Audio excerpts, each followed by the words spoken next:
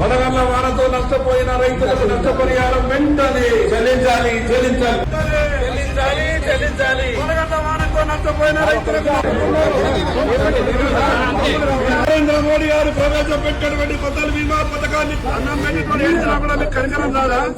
వడగళ్ల వాన వల్ల రాష్ట్రంలో ఉన్నటువంటి రైతులు నష్టపోయిండ్రు. చేతికి వచ్చేటటువంటి పంట పూర్తిగా నాశనం అయిపోయింది. ఈ పరిస్థితిని వివరిద్దామని నష్టపోయినటువంటి పంటలను తీసుకొచ్చి మీడియా పాయింట్లు చూసి ప్రభుత్వ దృష్టికి తీసుకుపోతామంటే మక్క కంతుల్ని పట్టుకొని వస్తే అవి బాంబులను పట్టుకొని వచ్చినట్టు ఈ రోజు సెక్యూరిటీ మార్షల్స్ అంతా కూడా అడ్డుకున్నారు. సభ నడుస్తున్నప్పుడు రాష్ట్రంలో ఏదైనా సంఘటన జరిగితే, ఇబ్బంది జరిగితే ఆ విషయాన్ని సభ దృష్టికి తీసుకొచ్చే ప్రయత్నం చేస్తారు. ఇది ఆనవాయితీ.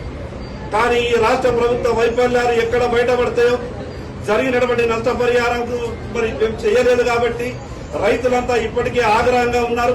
వాస్తవం అంతా మీడియాకి చెప్తే ప్రజలకు తెలిసిపోతుందని భయపడి ఈ ప్రభుత్వం కనీసం వాస్తవాలు కూడా చెప్పేటటువంటి ప్రయత్నం చేయలేదు.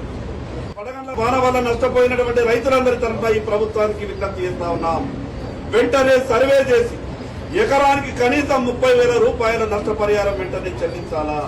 ఈ రోజు రాష్ట్ర ప్రభుత్వం చేసినటువంటి ఒక పెద్ద తప్పిదం, కేంద్ర ప్రభుత్వం ప్రవేశపెట్టినటువంటి ఫసల్ బీమాలు ఈ రాష్ట్ర ప్రభుత్వం భాగస్వామ్యం అయి ఉంటే ఈ రోజు వడగళ్ల వాన వల్ల నష్టపోయినటువంటి రైతులందరికీ కూడా దాదాపు ఎకరానికి ₹1,00,000 పరిహారం వస్తుండే. మీరు చేసిన తప్పు కారణంగా ఈ రోజు చేతికి వచ్చేటటువంటి పంట అంతా కూడా నష్టపోయింది. కాబట్టి వెంటనే ప్రభుత్వం సర్వే చేసి ఎకరానికి 30,000 రూపాయలు ఇస్తామని మొన్న మంత్రి గారికి మేము మాట చెప్తే మేము ఆలోచిస్తున్నామని చెప్తారు. కానీ సరైనటువంటి ప్రకటన ఇప్పటికీ రాలేదు. అందుకే భారతీయ జనతా పార్టీ తరఫున రైతుల పక్షాన డిమాండ్ చేస్తా ఉన్నాం. జరిగిన నష్టాన్ని వెంటనే అంచనా వేసి వాళ్లకు పరిహారం ఇవ్వాల్సిందిగా ఈ రోజు ప్రభుత్వాన్ని డిమాండ్ చేస్తాం.